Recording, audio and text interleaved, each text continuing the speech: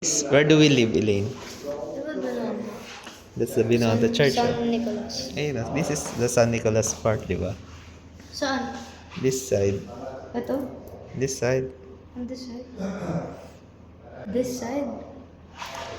The isa Las Casas, yun yung Hotel de Oriente. Di ba? Yun yung sa Las Casas, yung sa Hotel de Oriente.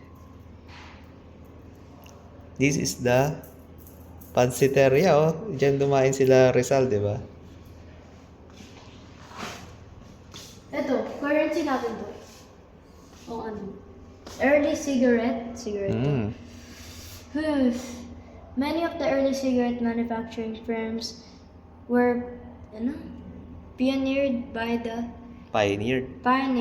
pala. Chinese, as evidenced by these original wrappers of cigarette brands that indicated that they were made in Binondo.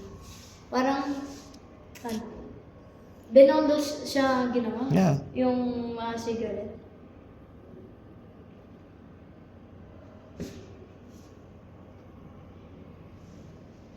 So, ano brands to? No? Mm. These wrappers are 100 years old. The cigarette brands having come up at the turn of the century. The street names indicated on the wrappers still exist to this day, but some have already been changed. Ito yung Pasig River, Elaine, no?